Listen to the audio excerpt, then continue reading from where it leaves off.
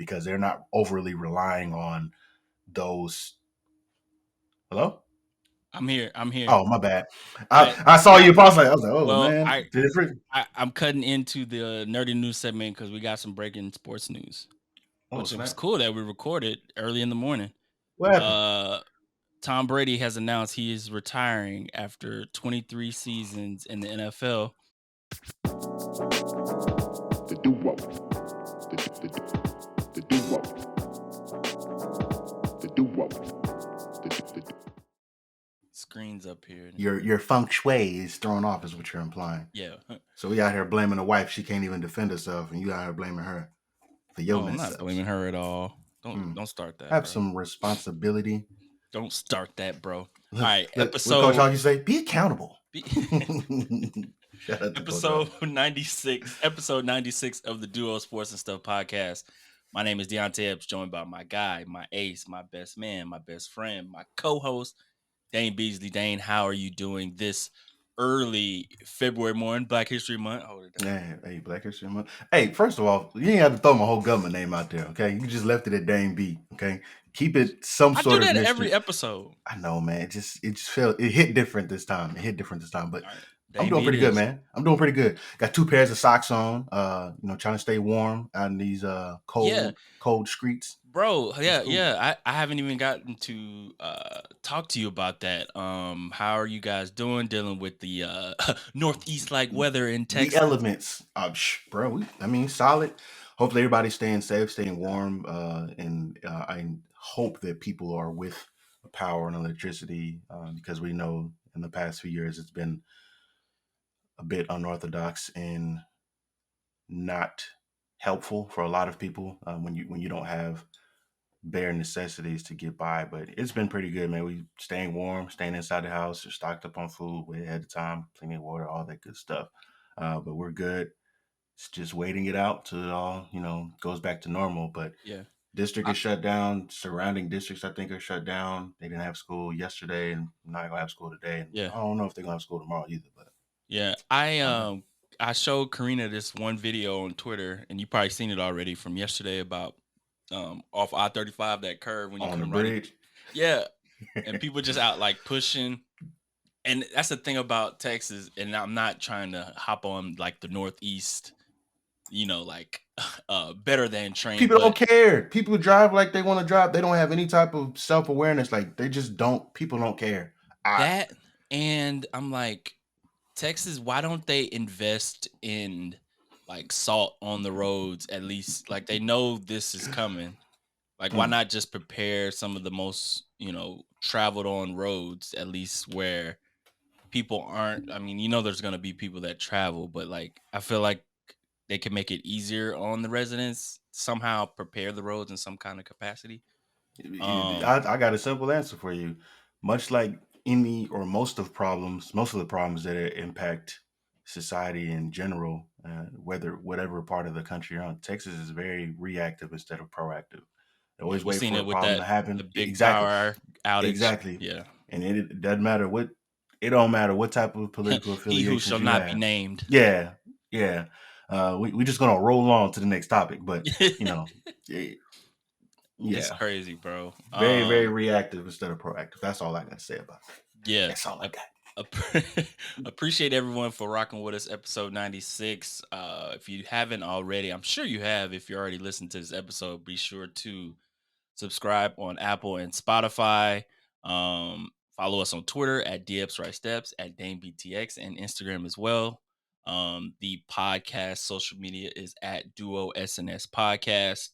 And I want to thank Dane in front of the audience because we were supposed to record Tuesday night.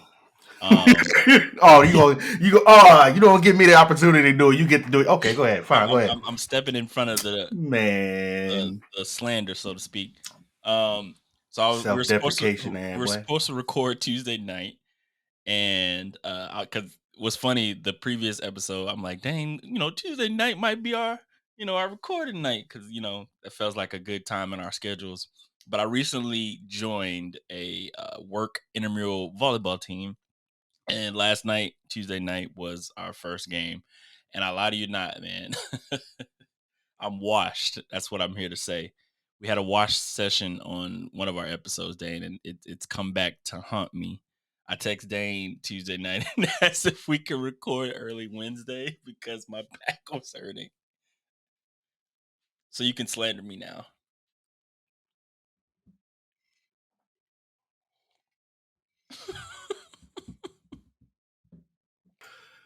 I had to let it breathe for a minute.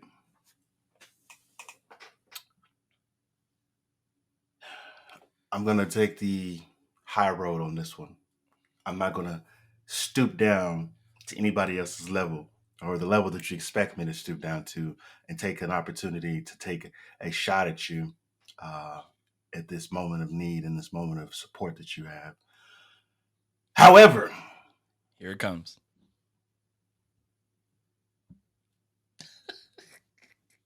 I'm happy for you that you're safe. I'm happy that you're healthy. I'm glad that you're better. Hopefully, you got some Bengay up on there, some icy high, get that situated, and that you're not out here thinking that you're 22. Face the Yeah. reality of we in the 30s now, bro. Like Uh, at this point in time, there is no getting old. It's getting older. yeah. We already there. So hope your whole spot, your whole second floor, right? Yeah, I'm on the second floor. Look, I hope you got a ramp or some situation in your crib to help you move around because from how you explained it to me last night, you wasn't even sure if you're gonna be able to walk again. So I'm glad Okay. that you're good. I'm Okay. glad that you're good, and I'm glad that you're out there having fun and being active. But know your limits, old man. Yeah. Know your limits. So I'm Um glad you're good though. and not only did the back kind of play as an issue, I was Spinal. I fell asleep like probably like an hour after you text me. So I can imagine trying to record last night and me just like dozing off in the middle of the pod. It's spinal. Spinal. He said, "You broke your back." Yeah.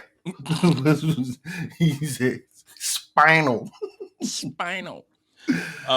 Episode 96. Dane, the conference championships were this past weekend. We have our Super Bowl competitors, and it happens to be our biggest rivals from each of our favorite teams. The Eagles dominated the Niners, the Chiefs, with Patrick Mahomes, did Patrick Mahomes like things, defeated the Bengals, but that Niners Eagles matchup kind of went as we expected, at least what we talked about on last episode. Um, of course, Brock Purdy gets injured like second drive of the game. UCL Yeah, injury. He's going to be sidelined for 6 months, that Tommy John stuff. supposedly.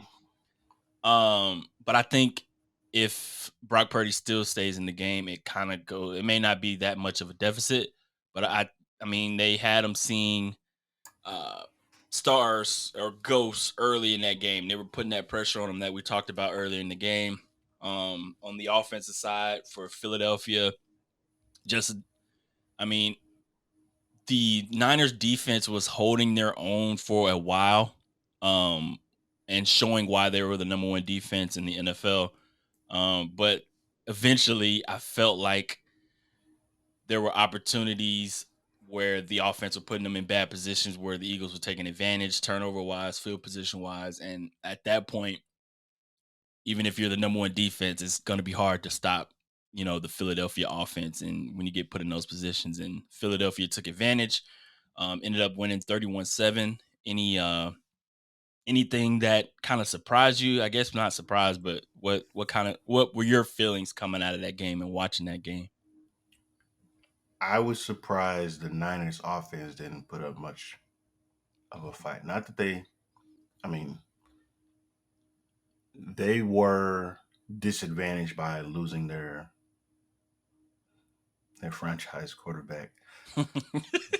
Dane says that begrudgingly, looking and at his then face right losing now. and then losing their second franchise quarterback and then losing their third franchise quarterback. So it's a difficult set of situations and circumstance for your head coach and your team to be in.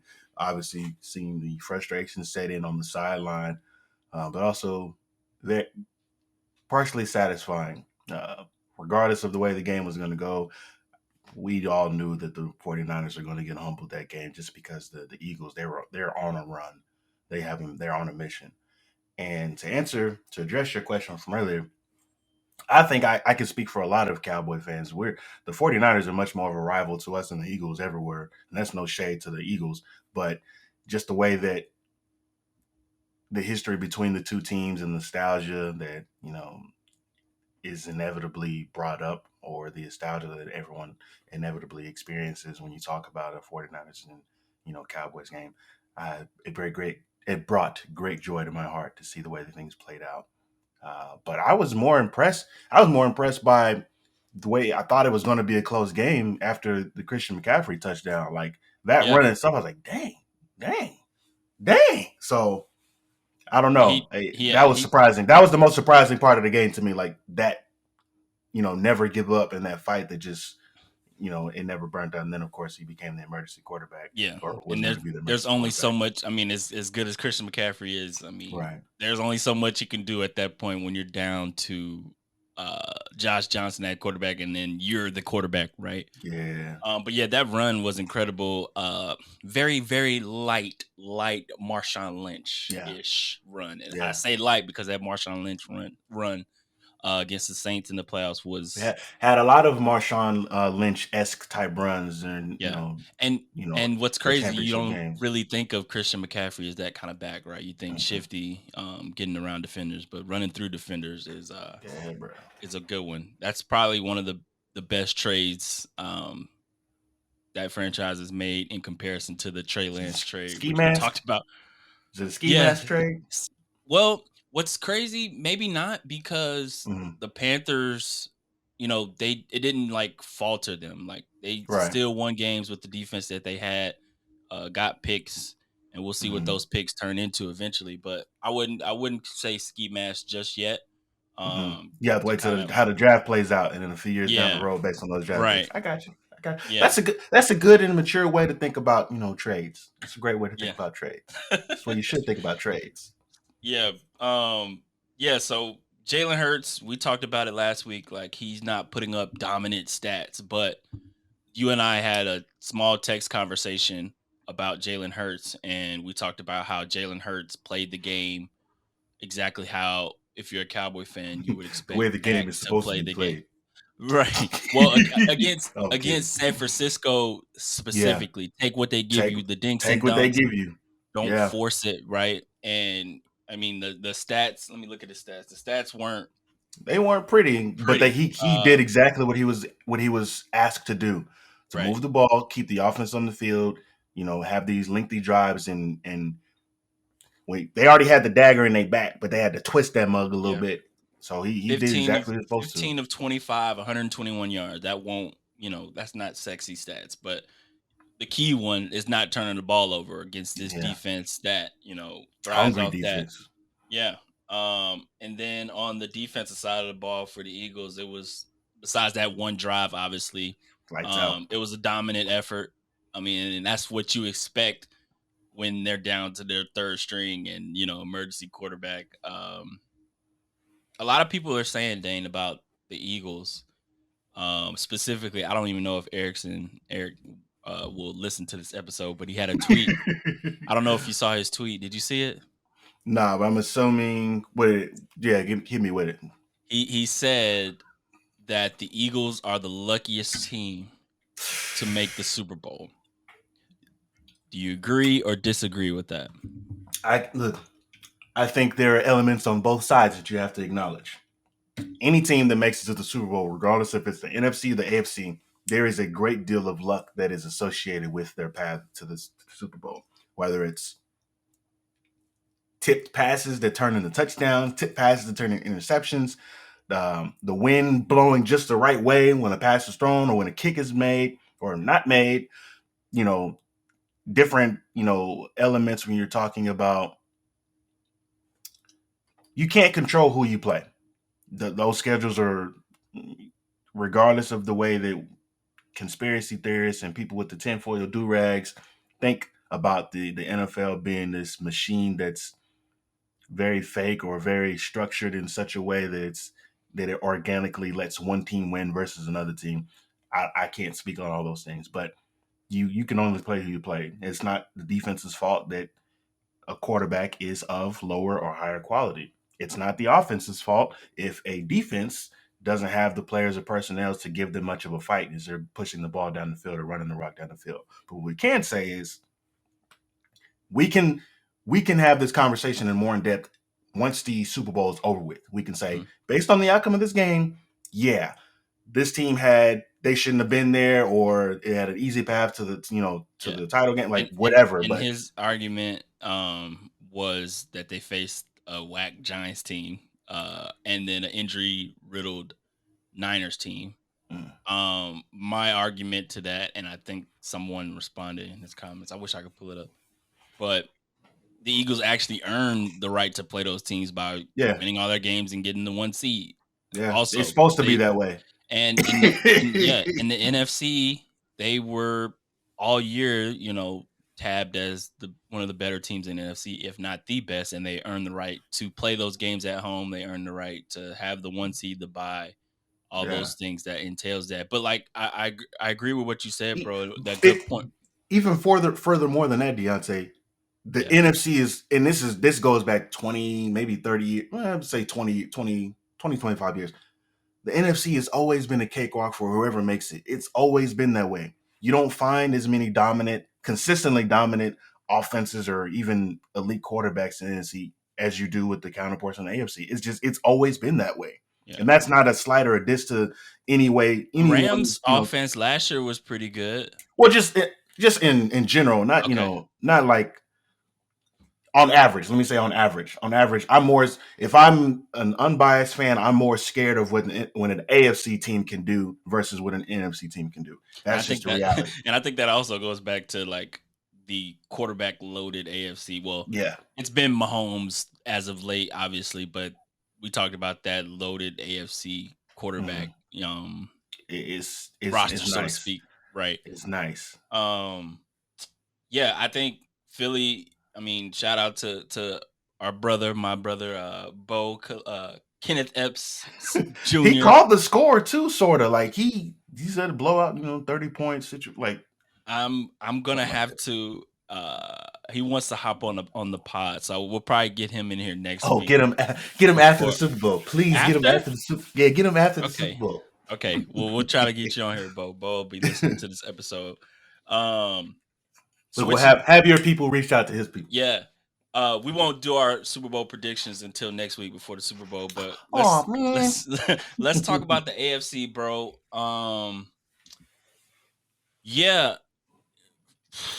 Patrick Mahomes, man, I continues to told y'all boys, man. add. Yeah, you did, And continuing to it's not even add. like I knew something nobody else knew. It's like Yeah, exactly. I ain't betting against that dude. Yeah, Like he's doing it. continuing to add to his already Hall of Fame resume. His legacy Never seen a quarterback like this dude. High ankle sprain, which usually sidelines players like 3 to 6 weeks. on the planning foot. This guy is going out there making, Patrick Mahomes like plays, willing his team to victory 23-20 over the Bengals. Um, Dane, I won't ask the easy question here about Patrick Mahomes. I'm going to talk about Cincinnati and that last drive. Well, I'm going to take it back even further. The big conversation coming out of this matchup was the officiating. Um, there were a couple of calls in favor of Kansas City in this game that kind of, I won't say changed the game, but it kind of shifted the momentum in a way that fueled this Chiefs victory. One in particular was the what was it? The intentional grounding on Joe Burrow. I don't know if you remember that, where he threw the little dump off pass to Yeah, and there was like a shallow receiver, like maybe 15 yards, 10 or 15 yards away, but you could make an argument yeah. that he was trying to get it to that guy. But Yeah, there were a couple of plays that kind of changed the moment, and we've seen some big time referee goofs in the playoffs. The yeah, one that comes to mind specifically is the Saints Vikings non pass interference call, oh, he and knocked that then boy face up. and then they added where you could review pass interference. Then they took it away after like 2 years. My question to you is like, these instances are coming up in like playoff time, like the Mhm. time where it matters most. Do you think that there needs to something needs to be done about the officiating, or that comes with the game, that comes with the territory kind of thing? I would like to, because this is a $1 billion industry and they make so much money just off of ticket sales. Well, let's just say ticket sales and revenue alone, and those kinds of merchandising revenue alone.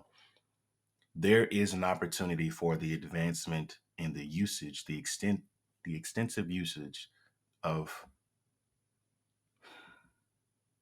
items that don't, or items that don't account for or use human error, or can be responsible for human error. What do I mean by that? You can look at all, plenty of other professional sports and the usage of technology to help either speed up the game or help make, calls so that it doesn't rely on human error, and it can't point back to, well, if this particular person would have just seen, XYZ. I don't know what the NFL can do. I know that there is an abundance of money that they can use to help prevent situations like these from happening, and certain calls, and take advantage of ball placement, and I don't know. I don't know what they can do. Is there a problem? I guess you can say, if you're a Bengals fan, you can say that yes, there is an issue. If you are if you were a 49ers fan after the Devonta Smith catch, like, of course you can say there's an issue. If Right. you were a Cowboys fan during, the Green Bay game, during the dreaded catch, the Dez Yeah. Bryant catch, of course you can say there's an issue. If I'm a Chiefs fan, I think the officiating was perfect. If I'm an Eagles fan, I think the officiating is perfect. Yeah. It's all about a matter of perspective. I Yeah. don't know what they could do. Honestly, I don't know what they could do tangibly to fix it, Deonte. If we can say that there is a problem, and I don't know if they would fix it. Um, Yeah. and again, it goes back to the brothers with the tinfoil do rags on, like the conspiracy that Yeah. games are There was fixed, or there was a whole, I was going to talk about that next. There was a whole this whole past few days talking Mhm, about post this game that the NFL is rigged. I think Arian Foster went on a podcast and talking about how the NFL is rigged. I didn't listen to what he said, but I think I think there is kind of an issue, but I don't know how to address it. mhm, My argument to that, and something that I always say, and it sucks as a fan if you're put in this spot, but it's cliche, but I kind of agree with it, was like, don't put it in the ref's hands. Like, make the plays you need to make to not be put in that predicament, right? So for instance, for the Bengals, they had a chance to go down the field and score even after that. Actually, I think that was near to their last drive, but either mhm, other opportunities throughout the game where they could have took the lead. And um, what I thought was interesting, and I think I brought this up last week, is the Chiefs really throughout the regular season do not, like, numbers and stat wise, they aren't ranked like as one of the top defenses. But every time playoff time comes around for these last 5, 6 years on these AFC mhm, championship runs that they have, the defense always steps up. Chris Jones, incredible. I didn't even know he got his first ever playoff sack this past weekend, and that was hard to believe because he's always been such a dominant presence on that Chiefs D line. They have a ton of rookies on both sides of the ball making plays, and to come back to Patrick Mahomes, he did not have uh, Kadarius Toney. Juju got knocked out for a few plays or series that game. it's I think top 3 pass catchers. yeah, they lost Valdez Scanling, I think. So he was He playing with was a going lot of, off too. yeah, He was he went going off off too. too. Uh, but that kind of shows you, like, kind of who Patrick Mahomes is. Like, obviously we know who he is, but like everything that could have went wrong for him, like Mhm. losing his top pass catchers, he still had Travis Kelsey, but Yeah, you get rid of that um, dude. yeah, You might even the playing field. right. But losing your top pass catchers, playing on one leg essentially, and still winning the game, like, that grows to his legacy of what we're seeing. And it's something that, if you don't already, like, you should appreciate this guy. Like, he is like we're seeing in real time probably the greatest quarterback to ever play the game athletically, and the way he sees the field, the way he throws, puts his team in position to win time after Mhm. time with these incredible plays that he makes. Um, I like, I even as a rival of the Chiefs, being a Broncos fan, like it's It something pains to you to say. admire. Yeah, I what I'm saying, I can't fault that. Like so for the Chiefs, yeah, kudos, man. That was uh their sixth straight AFC Championship, fifth, five or Might have six. been fit. It's a I lot. can't Way remember, but more than they're back yeah. in the Super Bowl for the third time in 4 seasons. Um, did you see Travis Kelsey post game? Yeah. Yeah, Yeah, about the whole, he called. Burrowhead. He called. Well, yeah, and he Yo, called. jabroni. Yeah, he called. Bro, I haven't heard jabroni in so long. Bruh. It is, And but it's kind of like the funniest insult though. Like when you call somebody a jabroni, because it brings back memories. Like, man, it's like a shoot 90s / early 2000s yeah, level insult. You reached in his our bag for that youngins. one. I don't think we have anybody that young listening to our pod, but youngins out there, they don't. They don't know what What's a that's about. jabroni? They don't know what that's about. He said the J word. Yeah. But yeah, shout out to the Chiefs. Joe Burrow, he I think what came down to it was one, they got pressure to him. Yeah. It finally came back to haunt them having their two top offensive linemen out of the game, and we kind of saw the offensive line, at least early, that we saw last year during their playoff run, where they had a makeshift offensive line. Um, but Joe Burrow is still, He's still him. top tier, top tier quarterback in the league, and they'll always be in that conversation.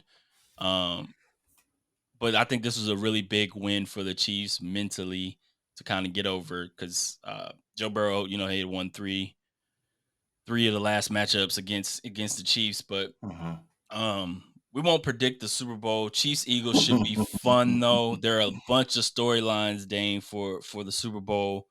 One in particular, which I obviously cannot not talk about, is Mhm.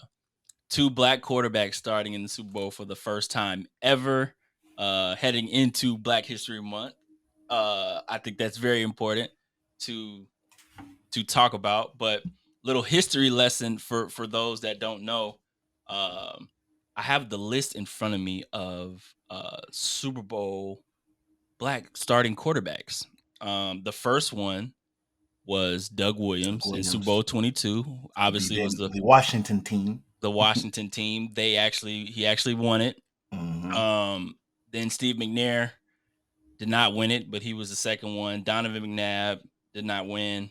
Colin Kaepernick did not win. Russell Wilson won his first one Should have been against the Denver multiple. Broncos. Then he went back again and lost. Cam Newton in Super Bowl 50 lost to the Broncos. Cam. Patrick Mahomes won his first Super Bowl appearance against who they beat? The Niners. Mhm. Patrick Mahomes went back, lost to Tom Brady and the Bucks. Mm. And then now we have Jalen Hurts versus Patrick Mahomes. 57. Thank you. I can't even read Roman numerals right. Super I kept Bowl on I kept 57. on wanting to say 52, and I was like, no, that don't sound right. But Yeah. there is some fantastic parallels to it, being wrong about it being Super Bowl 52, which is my immediate thought in my head. Because after a while, you kind of just like, yeah, whatever. But Yeah. yeah, but Yeah, because we Super Bowl never 52 really. was the Eagles Super Bowl the last time Okay. that they won. But yeah, Yeah, we're at and 57. shout out to the Eagles too. Like they went back with only took them 5 years with a whole new team, no whole new Yeah, coach, whole new roster. So that's how you do it. Player development, drafting, hitting on draft picks, hitting on draft picks, re-signing your guys, and then using free agency to continue to build and fortify your roster. yeah, So yeah, shout out to them and team management yeah. and players. Uh, This is like what the second time they've had a coach get to the Super Bowl in this the second year of their contract. right. So And or in second year recent or history second year with too. the team. Sorry. Yeah. So Um, that's dope. but having Jalen versus Patrick Dane in the Super Bowl, two black quarterbacks, how does that make you feel, brother? Feels great. It's already been coined the Soul Bowl, so I'm really excited. I like the name. It just kind of rolls off your tongue, but it's I had dope. It's not the heard that, opportunity. bro. Oh, bro. Oh man, it's been all over the interwebs. Yeah, the Soul Bowl is what we're gonna call it. Let your soul Yeah. glow. Yeah, so the Soul Bowl, it's cool. It's going to be an opportunity for us to celebrate during, of course, Black History Month, but also just celebrate a sport that we hold very dear to our hearts. Hopefully, we get a really, really good game. I have no idea. I had no idea going into this, going into this postseason, how this could play out in terms of many firsts that could happen or and things like that. But this is a pretty cool nod to just the trajectory of the NFL quarterback and what that could look like in just a Yeah, short few years. It's an yeah, awesome opportunity just for us to embrace something new and to continue to allow just the cream of the cream of the crop and the best players to rise to the top. So yeah, all the cliches you want, just throw them all in there and say that is what this is. But it's progress. yeah. We'll I see where it think goes. it's definitely a good Sorry, thing, Nick Bosa. especially seeing seeing where the quarterback position has evolved coming into. I mean, because Mahomes is kind of known for running, not really known for running and scrambling with the ball, but the Mhm, evolution of the quarterback position in general, where we see a lot of the time short leash on black quarterbacks or mhm. um, narratives put on quarterbacks, even coming out of the draft, where a lot of I won't say a lot, but there were some draft people that said Lamar Jackson wasn't a quarterback, He's a running back. they always seem Cosplaying as a quarterback. yeah, there are always these labels put on black quarterbacks. I won't say always, but a lot of time there are labels that are put on these black quarterbacks. Very Um, athletic. Doesn't yeah, process the field that well, yeah. but wow, he's fast.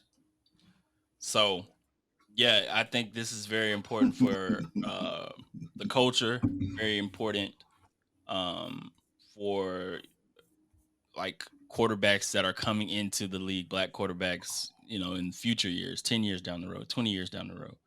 I, Um, I think on top of that, Deonte, I think it's a beautiful thing because it makes people hella uncomfortable to talk about it and to even acknowledge why they're uncomfortable with watching this. I think it's funny as hell. yeah, I think it's hilarious.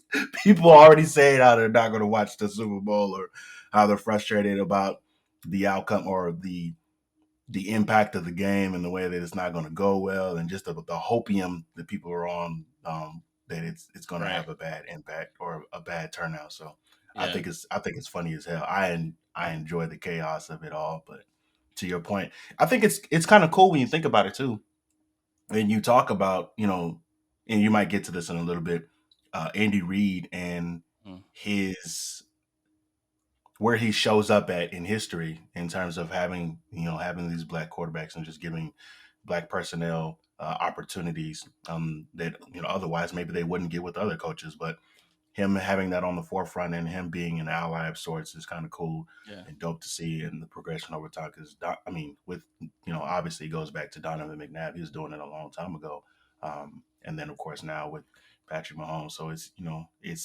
it's a very dope thing to see and play out.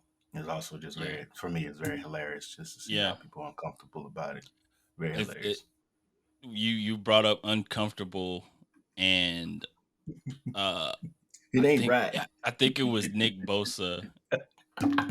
Yeah, Definitely two Nick Bosa. two quick stories about Nick Oh Bosa. gosh. One, he was quoted by saying, okay, you know what? I'm not even gonna lie. I don't even know. Somebody said he said this quote. I won't say it's true, but I wouldn't be surprised. Come on now, we all They know said it's they true. said Nick Bosa said, "Oh, Jalen Hurts versus Patrick Mahomes. That's a good matchup that I won't be Won't be watching." watching.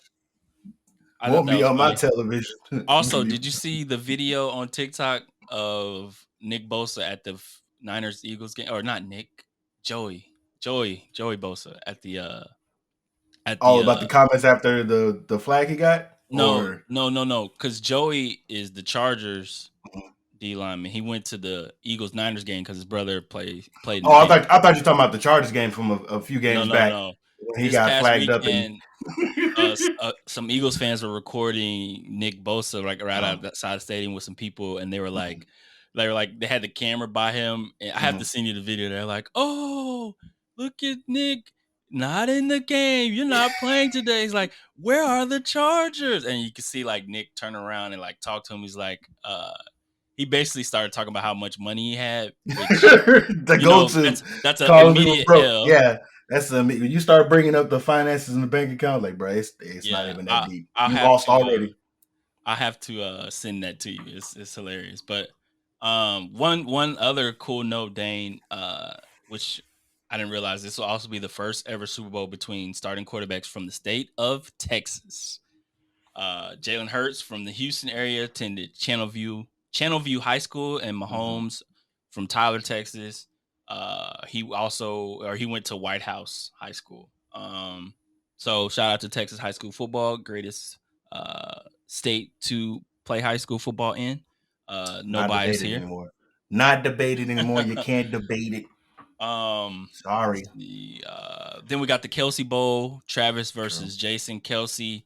Um, that should be a cool storyline. They've already, the media's already been hyping up that with their parents and stuff. So Hmm. overall, it should be an exciting Super Bowl. Dane and I will make our predictions next week on it. Um, Switching gears a little bit, we will discuss Dane. I wasn't sure if we would even have topics to discuss as far as the coaching hires because nothing was happening, And then it just uh, boom. and then last night it went crazy. But first we had last week we had Frank Wright, the Mm. former Colts coach, former Eagles offensive coordinator, Mm. getting hired by the Carolina Panthers, and I did not know he was the first quarterback in Carolina Panthers history when they became a team in 1995. Um, A lot of people kind of saw, a lot of Panthers fans I saw were a little salty about, that whole thing, how the way it played out. But with Wilkes, hmm, yeah. yeah, And Wilkes, he made a statement afterwards about, very dope statement. yeah, Go ahead, my disappointed. bad. No, I was just gonna say he said he was kind of disappointed, obviously, but Hmm. he'll always be a Panthers fan, and I mean, I think he'll get a job quickly, uh, either as a coordinator or assistant. But yeah, how do you feel about him not getting the job, and I mean, objectively standing back and not being a Panthers fan Hmm. schematically? Um, a lot of I don't know about Frank Wright I mean, he got a job so quick after what happened in Indy. Mm. Well, these things happen all the time. Yeah. These things happen all the time. We're kind of used to this.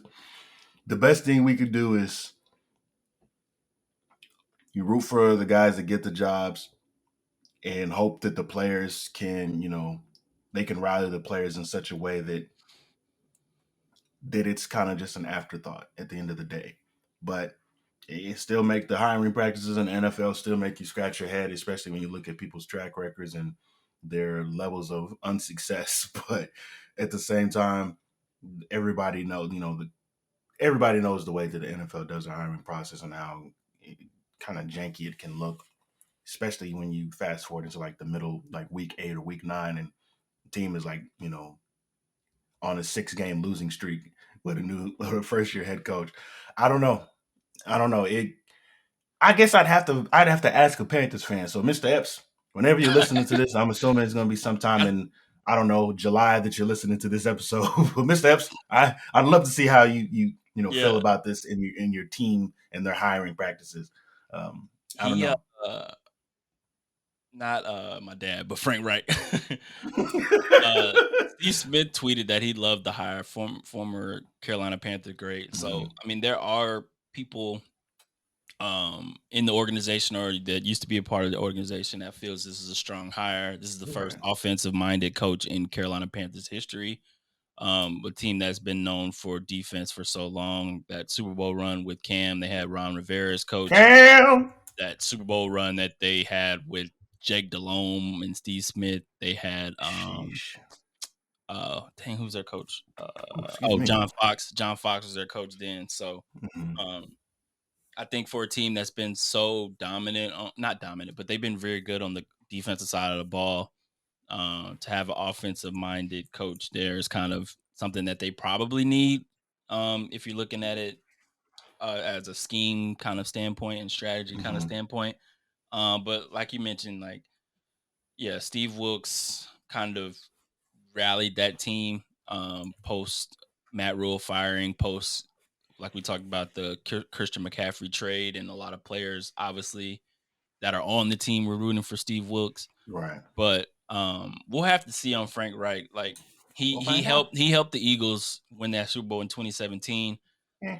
But in the Colts, the Colts it didn't work out. With Yeah. Carson Wentz that one year, they had Philip Rivers for a year before he His retired. guy. His guy. Yeah, I need my guy. yeah. And how did So that go, Frank? yeah, not good. So Ooh, yeah, the Panthers hired Frank Wright, and then Dane last night yeah. evening. The Broncos hired Sean Payton after a crazy, wild search that included Jim Harbaugh, included D'Amico Ryans, who we'll get to next, included a lot of candidates. So yeah, the Broncos are hiring Sean Payton, Yeah. and of So course, let me ask you, Deonte. Let me ask you. Not that you have any type of affiliation or association or fandom associated with the Denver Broncos, but how do okay, you feel about hiring? I don't know, Mark McCarthy, Mike McCarthy with the gumbo recipe. Like, that's what they saying. how do you feel? Okay, honestly, I gotta lay it plain for a lot of folks, because folks thought I was mad. Specifically, Texans fans thought I was mad that D'Amico chose, and we'll get to D'Amico, chose Houston over Mhm. Denver. I would have loved to have D'Amico Ryans. I feel like Yeah, he's going to be a great coach in the NFL, but I'm not upset about it because, I'm one, not mad. I'm not mad because I feel like with we had a top 5 defense Mhm. this season. So we At don't need no defense. No, no, We got no. Bounty Gate now. We good. Compared to what our offense looked Mhm. like, I would rather have an offensive coach to Yeah. attempt to fix Russell Wilson. I don't know if it'll work, but I feel like an offensive minded coach is what we need at this point. Seeing as our defense has done pretty well with uh, we had Edgero as our defensive coordinator this year. The previous years we had who was our defensive coordinator last year? But the head coach was Vic Fangio. Forgettable, to say the But least. all that to say, we've had different coordinators at different Right. points in time where our defense was still top tier. And I think offensive minded coach is what we need. But at the same time, I'm not I'm done getting excited about hires. I talked to Karina yesterday, and I said, Karina, since we've been Boy had together, therapy. no, I was like, since we've been together, I feel like the Broncos have had like 5 different head coaches, and I've gotten excited about every single one of them. I'm like, man, at this point, Dane, I just want to win. So I'm not hype. I don't feel any kind of way really about it. I'm glass half empty right now. Actually, one fourth full, which means 3/4 empty. I just feel like I want to see results at this point. The He said, Broncos, let me translate for you. I was tired, boss. I'm tired, bro. I'm I hear tired. you, bro. Like, we I won the think it'll Super work out Bowl. though. We won the Super Bowl in 2015, and we have not been to the playoffs since. That's the second longest drought in Super Bowl history after winning the Super Bowl, 7 seasons. That's ridiculous. Um, but I will say, had I known that after winning the Super Bowl, we would go through 7 years of not making the playoffs, I'd take it again. I'd win the Super Mm, Bowl. How do you But feel? I guess you can say what you want to say about Sean Payton and his lack of success in recent years and all that good stuff. and But the how do Bounty you Gate feel? stuff, I still feel a kind of way about that Oh Bounty no, Gate. no, But I ain't talking about that. okay. That's old news at this point. He's already, in my opinion, he's already paid his debt to society. It's it's whatever. It's water under the bridge. My question for you was, how do you feel about the process of acquiring coaches that are under contract like that and having to give up and you Trade. know cough up picks because this is like what the fourth or fifth instance in NFL history where Yeah, this has happened. yeah. It's been With 6. It's been Oh, it's 6. six. Okay, so I know Actually, was let me it pull Bill up the. Belichick? It's happened to Bill Yeah, Belichick like twice, right? yeah. No, yeah. Okay, This is a great pivot, so maybe Dane. I'm counting it. Maybe I was counting him twice instead of, or counting him once instead of twice. I know Bill because call Bill Let me pull it up, bro. for sure.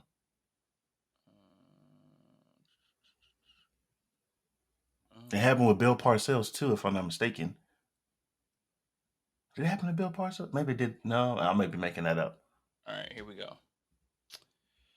Um.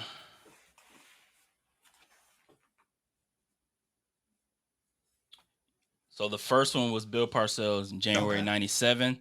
Traded Lord, from Patriots to Jets for 4 draft picks.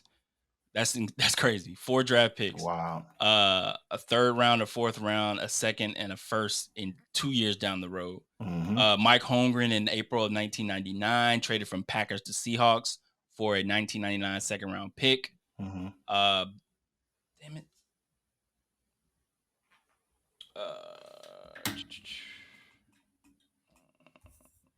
I accidentally got off track here. Sorry.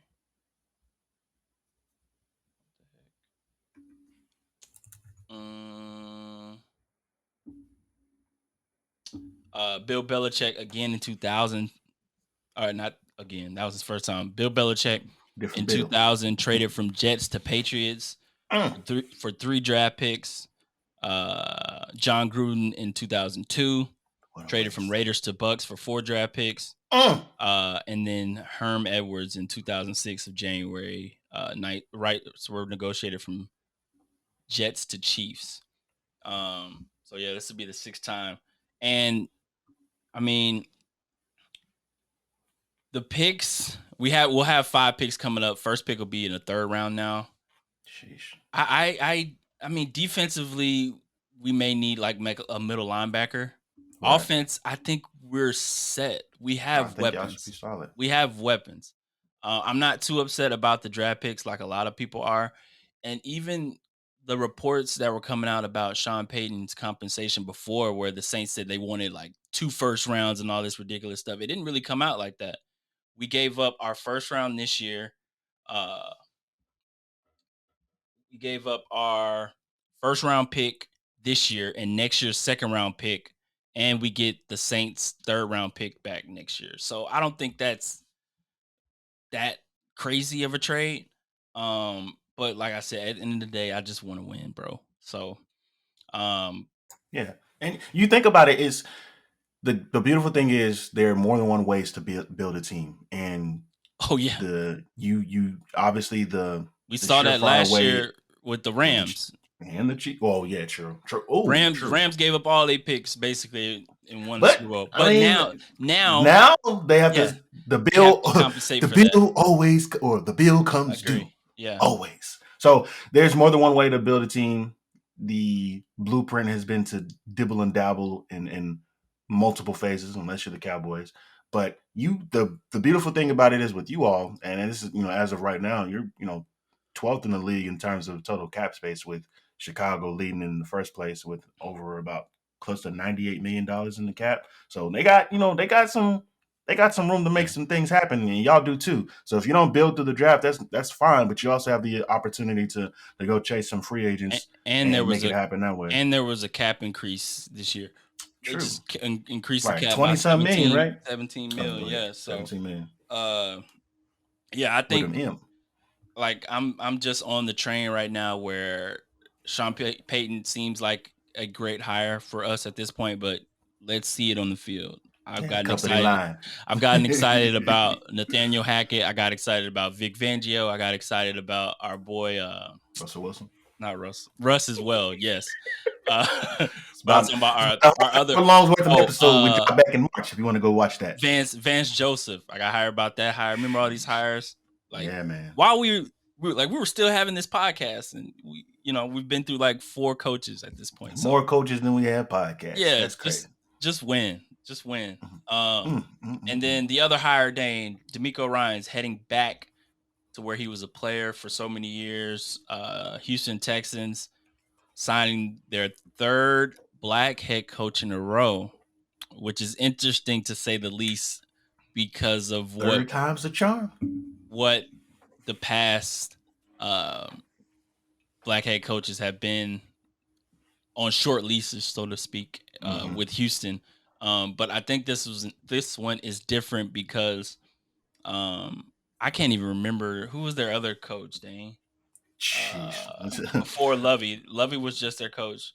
Uh, it was another coach that nobody had ever heard of. It wasn't Josh McCown. David Culley. David Culley. Um, the Texans are the first team to hire 3 straight black head coaches, including interim head coaches. Ryans is the 4th black head coach in Texans history. The Texans and the Buccaneers are now the only teams to employ 4 black head coaches. So shout out to the Texans for that. But yeah, Dane, from how do you feel about D'Amico Ryan's heading to Houston? It seems like a good fit. He's been there. He knows, the culture there. And coming from San Francisco, where he had a dominant defense, the Texans showed at times this season where their defense could be pretty good. Uh, Coming into a lot of draft capital with Houston, they have the second pick in the draft, and then pick 12, I believe. Yeah, two on the top half of the draft, which Yeah. is So if you're D'Amico coming into that, you have a lot of opportunities and toys to play at. What you think? I think it's a fantastic opportunity for him. I was more than anything, I was excited about. I was excited about the opportunity for D'Amico Ryan's wherever he decided to go or wherever it was going to happen. You and I talked about it. The opportunity with him potentially being a Broncos, and Yeah. me, of course, trolling after the fact or during the fact. But I think this is a good situation for him. He returns to a familiar place. He's obviously he has a track record of being that guy on defense and team building, or using the tools necessary to help his team defensively, or just successfully in general. But he has an opportunity with 2 of those picks being in the first half of the draft, and then with the Houston Texans having a ton of cap space to make some things shake during this offseason as well. So we'll see how we'll be able to determine if this is another sham or not based on the way that they Yes. draft and the players that they acquired during the offseason. And if we can see that there are any type of similarities in the way the team was built on the West Coast with the 49ers, and how it's potentially going to be built here in Texas. So I don't know. I have no idea, but I'm very much looking forward to it. And if there's another team that I can root for in the state of Texas, I ain't gonna hesitate. So shout out to him Yeah. returning back to I the roots, and I think I'm hopeful. another important thing for him, like, More important. will help him be successful, and like which gives him a good chance to be successful, is I think the Texans were like undefeated in that division. They're like 4-0-1 or something like that. All their wins Yeah, and it's their not tie came difficult. from that division. The AFC South It's is not a difficult winnable. right now. Yeah, it's a winnable division. You got Jacksonville that made the Yeah, division at like 9-8, I believe. yeah, it was Uh, bad. so I think this is an opportunity, like a good time for the Texans to make this move with a guy that had like the top defense, um, running the top defense in the league for these past few years. Um, Jacksonville, Colts, Texans. Who's and the fourth? Titans. Titans. Yep. Oh, yeah, that's why. Yeah. This is a That's very why I winnable division. remember. I wouldn't be surprised if they won the division Right. this coming season, especially With a just over 500 record, I yeah, wouldn't even blink twice. I was like, oh, that sounds about right. right. D'Amico is also now the 3rd youngest head coach in the NFL at 38. Sean McVay is 37, and Kevin O'Connell from the Vikings is 37. And another nugget. I'm just dropping these little nuggets here. D'Amico Ryans was drafted by the Texans and will now be Mm-hmm. their head coach. Greg Kubiak for the Broncos was the last person to serve as head coach for a team that drafted him. Mike Munchak as well for the Titans. Art Shell, and Dick Duran. And yeah, man. So still 2 more openings left in the NFL. The Indianapolis Colts still have their opening, which looks like they're leaning towards hiring Jeff Saturday full time. Which good luck with that. Arizona, after letting go of Cliff Kingsbury, I have no idea who will be that head coach. Dane's laughing at the Colts. Woo! Boy, Yeah, I'd be furious if I was a player in my youth on the rookie deal. Like, man, you. facts, bro. Hey, but look, shout out to that division because it's up for grabs Yeah, unless unless it you're the came Colts. down. Look, it came down to the last game last year. Yeah, Or this past season. So organically or not, yeah, you I know. think this is a great hire for Houston. And excited to see what D'Amico can do for that team in the next couple of years.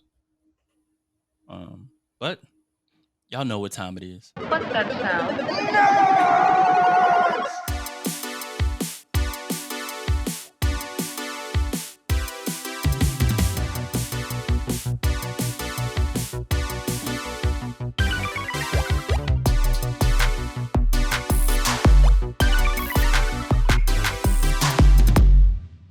Nerdy news segment brought to you by Shout out to Keith. Nerdy news segment, episode 3, Dane, of The Last of Us, and viewership for The Last of Us has gone up every single episode. Despite what else is on TV, which is Despite what crazy. else is on TV, HBO has been killing it. The Last of Us episode 3, Dane, um, has our boy Nick Offerman. Did you ever watch Parks and Rec? Yeah, You never you put watched me that on. show. You put me on You Parks did and you Rec. like Yeah, it? You didn't like the other yeah. show that I We suggested. loved it, man. We Okay. loved it. What you mean? Okay. What you mean? Like you had a really good run of putting me on shows when we were in college. After college is a whole different story. Okay, we'll Not talk that about great. we'll, Not that great. we'll talk But about it. it does tie into this show. It does tie into this Bro, show. it's like he's like the same character. He's like the same character, in which pissed me off because wait a minute, there's the reason why I don't like you. But it's a difference. Yeah. I got you. Yeah. I So got you. we'll talk about that. Get into the Uh, meats and potatoes. episode 3 of The Last of Us, we're introduced to. Well, it starts off with Ellie and Joel post Tess leaving us, and Spoiler alert. the goal now is for Joel and Ellie to get to Bill, and he tells Ellie Bill is this guy, he can help us get what we need, and right now he's trying to get a truck to get out to his brother in Wyoming, who was a Firefly, and he's basically taking what Tess told him at the end of episode 2 as far as believing and seeing that Ellie could be the help that the world needs as far as a cure. So he's trying to get out to Wyoming, and the only way he can get that is if he gets a truck. He knows the guy Bill who could possibly help with that. And so at that point, we're taken back in time back to 2003, like right around the outbreak. We see Bill, who's played by Nick Offerman, right around the outbreak. I guess he's held up in his home, which he's been preparing for this for a Yeah, while. As you can see, he's he down has in the known this basement. day was going to come Yeah, eventually. down in this basement, loaded up with all the ammo. Got the security camera set up on the military. That's basically rounding up people to get out of the town. And we see him preparing basically how to live in a post-apocalyptic world. And we do a couple of time jumps, Dane, in this part of the episode. Bill is introduced, or Bill is setting up his camp, everything from booby traps to food. He basically makes his own little community of population Bill. And then in Frank, this guy named Frank comes upon his area in the man. I don't know how did he say he fell into the manhole? Yeah. So he falls into a Allegedly. manhole, I don't know. I meets can't believe what he says. meets Frank. Basically Bill and Frank become partners and lovers throughout this part of the episode, and they grow. Basically Bill becomes a different guy who was hardened by everything going on with the apocalypse, and Frank is there and changed his whole perspective on the world and his purpose. So it's basically a love story of Bill and Frank and how they grew to love one another during this apocalyptic time. And it's right here is kind of the divide between what happens, not divide, but a difference in what happens in the video game, because we already, Allegedly. well, we don't get this full story in the video game. Um Spoiler alert. Yeah. In the game, we're introduced to Bill post Frank, Hmm. after Frank has, we are assumed that Frank is dead based on a note. And don't they find him in the game? Yeah, all three of them, they find them, hanging. Yeah, But Joel is the only one that knows, essentially how the whole thing played out because of the letter. thank And you. because, and here's the beautiful thing about it, we get to see Joel react in two beautiful ways in two different places in two different uh, points of entertainment. One, during a video game, Joel decides to keep. What happens is Frank is essentially becomes disgusted or disappointed and sick and tired of Bill's, paranoia and the Hmm. way that he decides to live, cooped up in a bunker, Yeah, paranoid. And he decides, it's time for me to, I'm about to head out. So he, and we kind of saw that in the show yeah, briefly, where they had got into the argument. I was like, okay, this is what they're gonna do. Go yeah. ahead. So he, ventures out outside of the little quarantine community, the safe zone or whatever you want to call it, and he gets bitten, he gets got. So instead of turning into one of these dreadfully disgusting fungi infested creatures, he decides to hang himself. But before he does that, he of course writes a letter. Now, the beautiful thing about it is when they find him, hanging, he's dead, obviously. Joel finds the letter. In the game, you can either find the letter and you can't find the letter. But once Hmm. you find the letter, it tells out in great detail as to why he did what he did. And essentially, it goes back to a part of it, elements of it goes back to blaming Bill for the way that he still has a hardened heart. Yeah, And Joel decides, because he loves and appreciates Bill so much, that he keeps that from him. right. And he does almost the not same thing, but you see a moment of emotional connectivity that Joe has in every episode. We start up here with this episode of Joe being this warm-hearted, caring father, and then from there we just go downhill, him just more and more solidifying and protecting himself, protecting his emotions. But we're starting to see his heart just continue to like be unraveled, and he's starting to care more for people. But he gets the letter. I mean, I might be getting ahead of myself, but he gets the letter in the same situation or the same Hmm. format, from Right. Bill, and it says, all these lovely and wonderful things.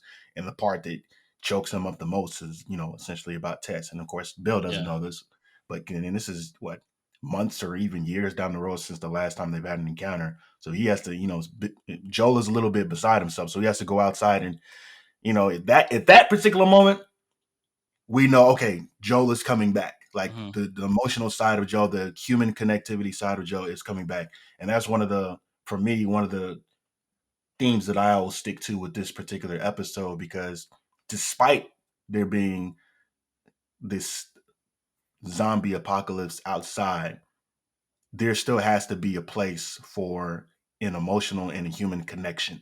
And that's where Bill and Frank's relationship come into play.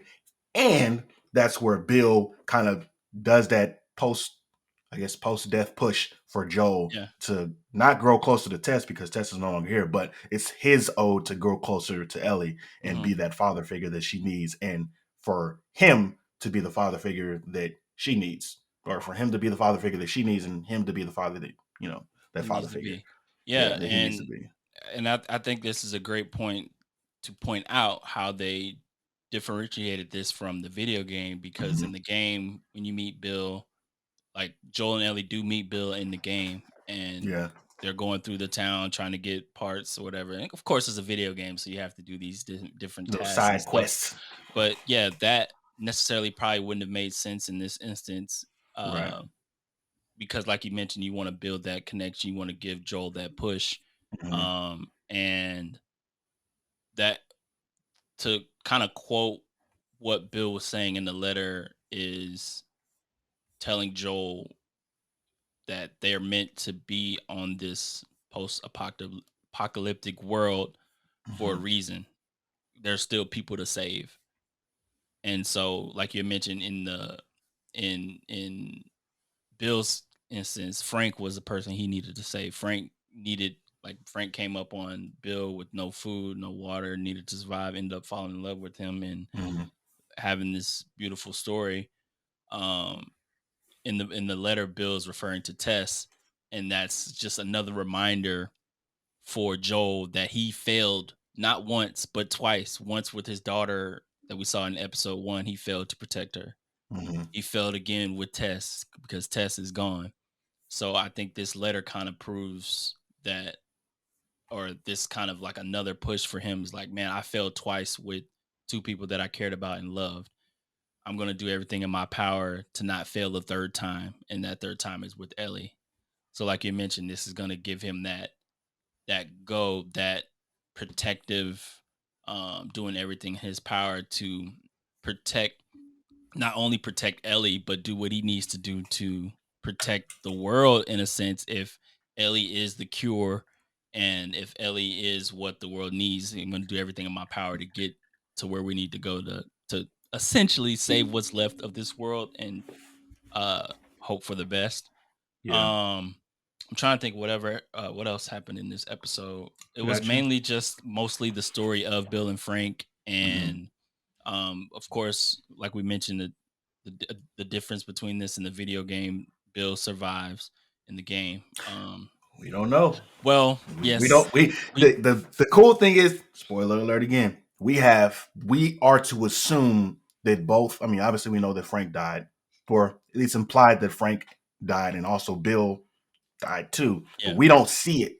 We yeah see the open window at the very end of the episode, and the camera pans out in this beautiful way. But we have no idea if Bill, and it'll be the dopest, coolest Bill like thing for him to still be alive, but to because he loved Frank so much to him giving him the.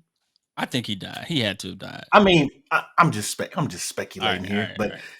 there's a small possibility that he might still be alive, and it would be the most zombie apocalypse type thing to happen if they're in a pinch. Joel and Ellie are in a pinch and they're about to Yeah, die, and then boom, the ops get sniped, and who is it? right. It's Bill. But let's go back to Bill. Bill was that dude. Now, say what you want about him owning more flannel shirts than he ever had guns, but Bill's that dude. When uh Bill is when Ron when Swanson. Frank woke up in the middle of the night because he heard all the explosions and the light was out, he was like, oh my god, he ran downstairs.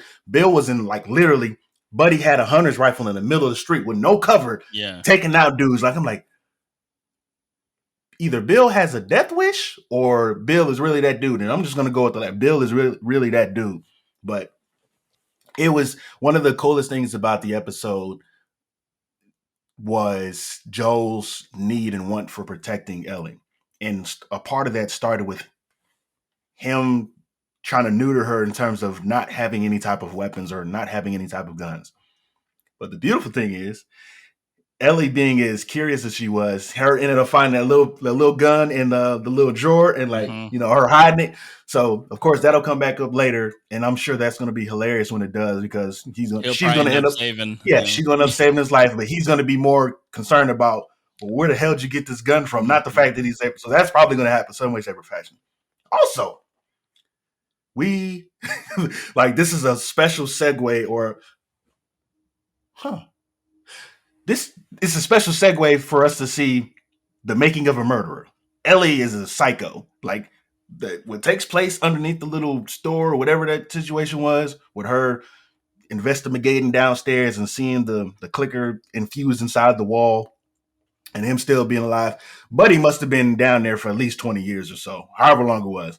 But she went down there, pulled out her pocket knife, and, like, made like a little incision in dude's head, and you can see in her eyes, like, I like this. And at that point, Yeah, I'm like, she's dangerous because, one, she's immune So there's that, and then two, she's the bloodlust is actually starting. And there's no telling how many bodies she's already got at this point. and But it and, one thing's and for it certain, I think she's it's psycho. yeah, and I think it started that first episode when she saw Joe beat that guard to death, and you kind of Mm. see her peek around She's the like, it's corner, like like me. smiling low key. It's like me. Uh, yeah, and yeah, and you can see like in like every episode. I feel like actually episode two to go along with Mm-hmm. her like the making of a murder. She's asking questions about, hey, I heard like there are different types of click. Like she asked about clickers. She asked about Mm-hmm. uh bloaters, I believe, which we'll probably see at Mm-hmm. some point.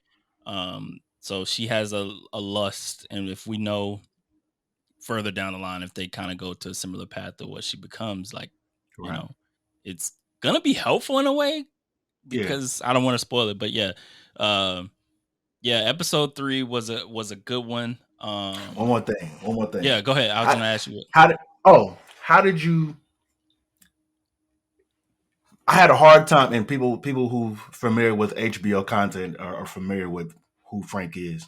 Frank is spoiler alert. Frank is Armand from White Lotus. Like if you Yeah, season one of White Lotus, let me rephrase, and that's the dude with the hotel director or whatever you want manager. to call it, Yeah, the manager guy.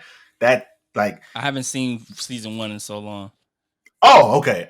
Well, we just watched it like 2 weeks ago or a week ago Okay. because we started. But anyways, I was like, where do I know this dude from, and why don't I like this dude off rip? It had nothing to do with him. Essentially, I mean, the implication there, people can say, well, he used Bill and he didn't add anything to Bill, and the only thing that he did was soften his heart and hard, and that was it. We see some range. Now, say what you want. This could be seen as This Is Us meets The Walking Dead or something. This particular episode, whatever, but Nick Offerman showed his range. Like we're accustomed to seeing, we're accustomed to seeing him in a different type of breath, in a different type of way with his, with his comedy and with his timing.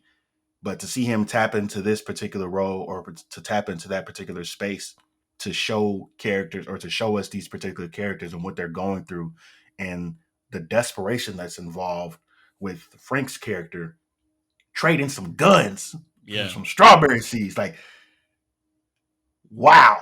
That doesn't seem like a fair. You talk about unfair trades and who got the ski mask on. I think Joel and them had the ski mask during that trade. Like, did you see what his Bill's immediate reaction was like? Which gun? yeah. He's like a little small one. You wouldn't know about. So I was like, so it's like an unfair trade. But again, it shows us the level of desperation for one, resources and friendship, Yeah, because it also showed us Joel and Tess and just the relationship that they gained over time, or the companionship that they gained over time, having like who would ever thought double dates in an apocalypse, right? But they made that happen. So it's interesting to see what type of themes we can see. And we've had more episodes at this point than we've had encounters with actual fight scenes with zombies, which is cool because they're not overly relying on those. Hello? I'm here. I'm here. Oh, my bad. I I saw I you pause. Like, I was like, oh well, man, different. I'm cutting into the nerdy news segment because we got some breaking sports news, Oh which it was snap! cool that we recorded early in the morning. What happened? Uh, Tom Brady has announced he is retiring after 23 seasons in the NFL off of a social media post. I'm gonna see if I can play this social media post right Okay. now. Good morning, guys. I'll get to the point right away. I'm retiring for good. I know the process was a pretty big deal last time, so when I woke up this morning, I figured I'd just press record and let you guys know first. So I won't be long-winded. Like, you only get one super emotional retirement essay, and I used mine up last year. So really thank you guys so much, to every single one of you, for supporting me, my family, my friends, my teammates, my competitors. I could go on forever. There's too many. Thank you guys for allowing me to live my absolute dream. I wouldn't change a thing. Love you all. There you have it. Man, He's getting Who would emotional in the video. who would have thought Cowboys would have retired this man? Never. Never, never, Hey, never. that's something y'all could hang your hat Never on. mind. Like, that's the Super Bowl banner that we're Put the the only banner Super up. Bowl banner we're gonna have. Well, there The you one have it, time that we folks. beat Tom Brady is the one time that it mattered. We got You're some welcome. breaking news on the You're duo. welcome, NFL. Some breaking Jeez. news. Tom Brady has Tommy retired Boy's from the out of NFL here. after 23 seasons. Going to the boot. Man, that happened. That happened that last time when I thought he was gone. Yeah. But this I'll wait till the time, season starts. yeah. I mean, you could wait. He seems sincere. I mean, as he did last time. 23 seasons in the league, arguably the greatest quarterback to ever play the game. What do you think? Just quick reaction, man. Man, shout out to Tom, man. Shout out to Tom. Sheesh. We have been not dreading this day for a very long time, but this conversation has come up plenty of Yep. times. But I think he got out at the right time. I think he got out at the right time before he entered that phase of like, oh, this is awful to watch. But he has been a phenomenal dude. Say what you want about his running ability or lack thereof, or even his ability to catch a football on a trick play. But dude is going to go down as one of the greatest competitors across any sport, and probably the standard for you don't have to be first, you don't have to be second. Shoot, you probably can be last, and you still can be successful and make a great career in this league as long as you're willing to put in the work. So shout out to Tom. Shout out to Tom Brady. Yeah. As much as a pain in the side Tom Brady has been on as a fan of teams that he's beat often throughout the years, can't knock him for being one of the greatest competitors that we've ever seen to play, not only in NFL but in sports. And if this is a real retirement, if we won't see him on the field again, it's one of those things to be appreciative of, to actually see a guy that, like you mentioned, Dane, wasn't a first round pick, wasn't a second round pick, got He his went to scum. opportunity He went to and took scum. advantage of his opportunity and never let go. And looking at this video and the emotion through it, I know it's probably a tough decision for him. But he had a great career, like legit, what, 7 Super Bowls? 6? Two NFL careers. I mean, essentially, Am I tripping? his resume is that long. How many Super Bowls has he won? That was like 5 or 7, something like that. He's been to 10. He's won 7. I was right. He's been to 10, won 5 or 7. 7. Okay. But yeah, like everything we know about Tom Brady, he's always been a winner. Like 7 Super Bowls is ridiculous. Even when he was regressing towards the end of his career, his teams were always in it. Like this year, it wasn't his best season. I mean, stats wise, he had it, but you could see the arm wasn't there, but he was still out there fighting for his team. And deciding to step away now is huge for him, I think, because of that competitor that he is. But if this is Tom Brady going out for the last time, salute to Tom. And we'll see where Tampa Bay goes from here. There were already rumors about him kind of, going somewhere else. A lot of people didn't see Tampa Bay being his destination. So, salute to Tom, 7-time Super Bowl champion. He's one of only 2 players to start and win a Super Bowl with multiple franchises. The other was Peyton Manning. So, yeah, Tom just broke into The Last of Us segment. So that was pretty interesting. Speaking of zombies, yeah.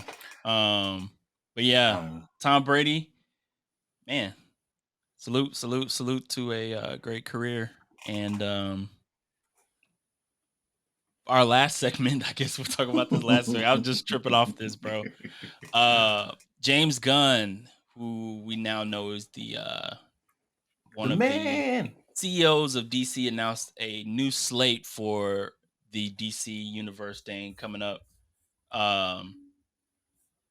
He announced in like a 5.5-minute video Movies wise, there's Superman Legacy set to open July 2025.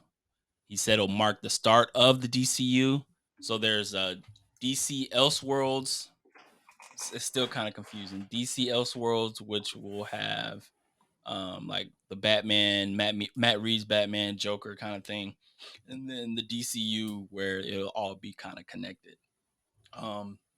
Just to kind of name a few movies that he talked about was Superman Legacy, which is going to talk about Superman's Kryptonian heritage and balancing that with his human upbringing.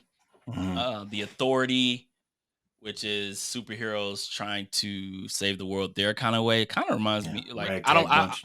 Yeah, it reminds me of Suicide Squad, kind of. The Brave and the Bold, which is based off Batman and his son Damian Wayne Dane in the DC comics, which I already know what that means. But we won't talk about that. Supergirl, Woman of Tomorrow, Swamp Thing are the movies that he announced. Television, Creature Commandos, Waller, about Amanda Waller, Lanterns, which is probably the one I'm most excited to see on screen, Paradise Lost, and Booster Gold. Any of those kind of come out to you as something that you might be interested in? Yeah, absolutely. Very intrigued by Waller. My wife knows this. I absolutely love Viola Davis. That's Boo, number 2. If you're listening to this, I appreciate you.